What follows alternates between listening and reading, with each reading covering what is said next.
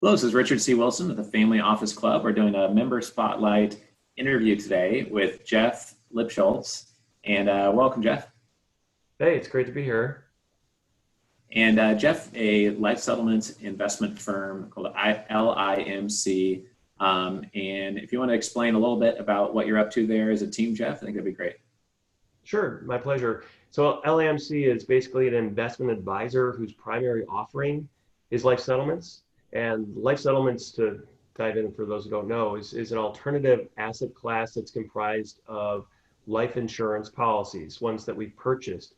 And it's the settlements from these policies which generate a reliable and fairly predictable return on investment. Great.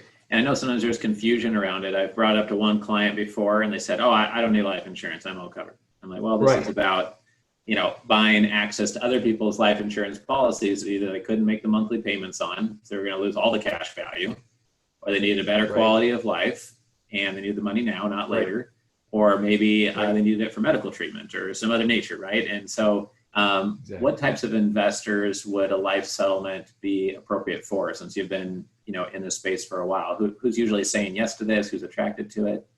The ones that are attracted to it are I would say, are the more conservative investor, because there's certain elements, especially for family office, there's certain elements that match up just perfectly. And that is the term. This is a longer term investment. Obviously, you're not putting money in and getting a quick return. This is something where you're going to put money into a life settlement offering that has maybe 8 policies in it. And the settlements will be kind of staggered from 2 to, let's say, 7 or 8, 9 years. And so you'll patiently wait for certain settlements to come over time. So you have to be, it's not a liquid asset, it's an illiquid asset, but it's also a safe investment. Those looking for something a little bit safer, because of course we're dealing with a very regulated industry, the insurance industry. It's also predictable because the policies that you are investing in have a payout that's been predetermined, right? The settlement amount is the settlement amount. You know what you're going to get. You settle. So there's predictability. There's diversification opportunity here. So for those that are, trying to spread out their risk a little bit, especially in this current environment, to be able to balance out some of the risky side of your investments with something that's pretty stable and reliable and predictable. It's appealing to those types of folks. Family office does, I think, also appreciate the direct and transparent nature of our business. Our documentation spells out all the costs, risks, and fees associated with investing in these life settlements. But one other thing, and you touched on it, Richard, was that I think a lot of family office investment folks look at the altruistic nature, helping the world, if you will, of the investments they're considering. And we are helping seniors. These are mainly seniors that are selling their policies. They're ones that don't really need them anymore, but instead they need cash. They need cash to pay for other things. So this allows them to avoid reverse mortgages or selling assets they should keep, things of that nature, so that they can have cash in their pocket for future expenditures that they may or may not have, right? The uncertainty there. Sure. So we really hope that we're helping seniors too. Sure.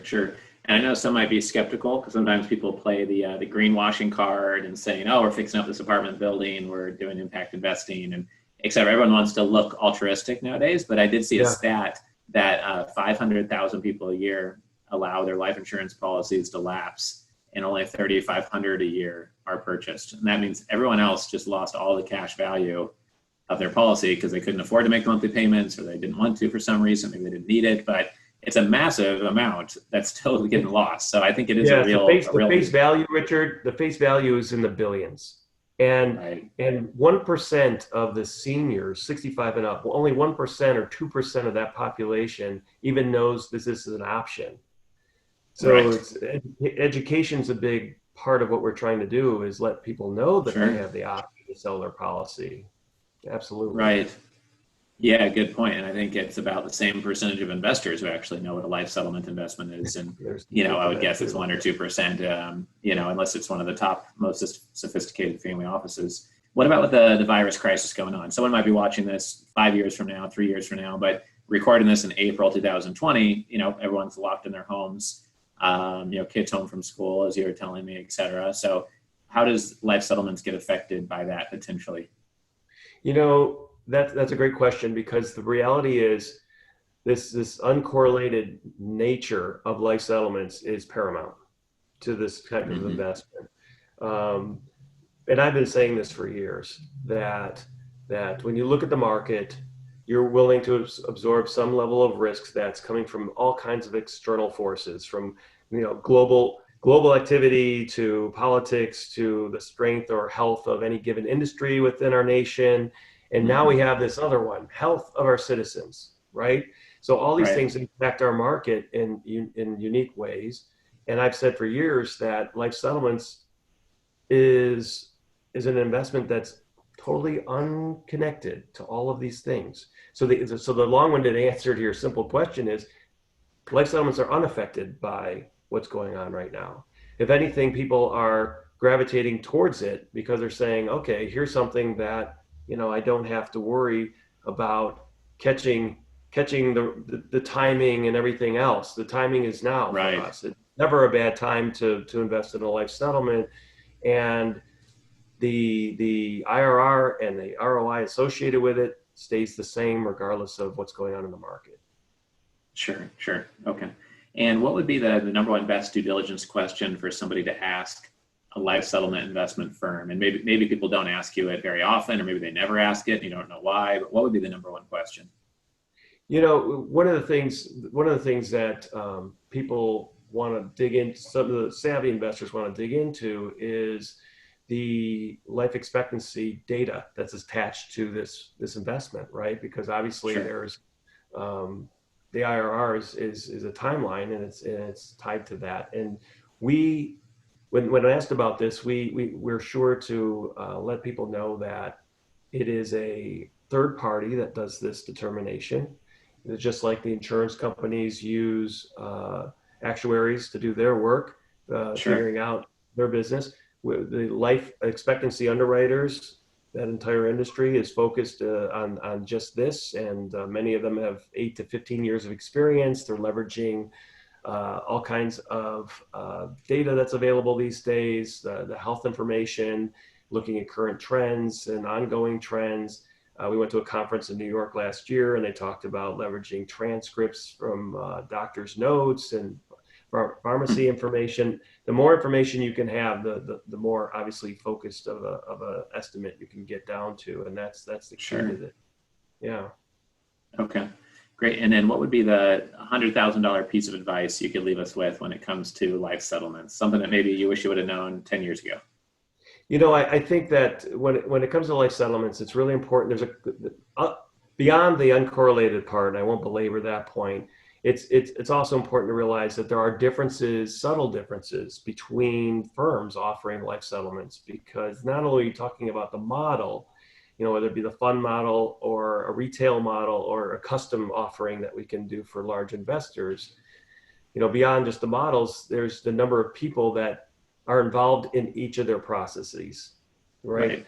The more concise you can make that process, the less people that are involved means more profit to the investor at the end of the day.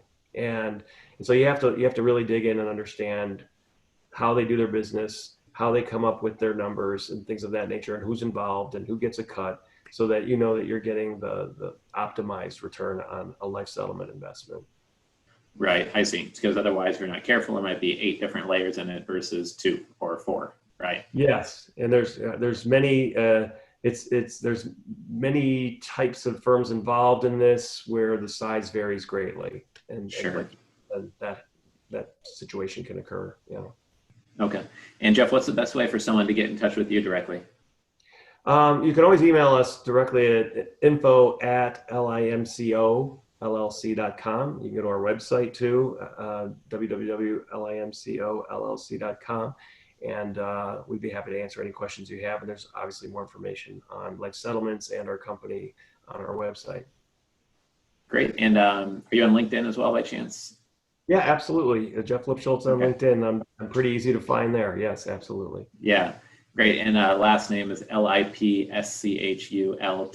in case someone's just listening along audio-wise, Jeff Lipschultz. And thanks for being at our San Francisco Investor Summit recently. Appreciate your support there. And Absolutely. Thanks for being part of the Family Office Club. Yeah, it's great to be a part of it. Thank you so much, Richard. Yep. Thank you, Jeff. Take care.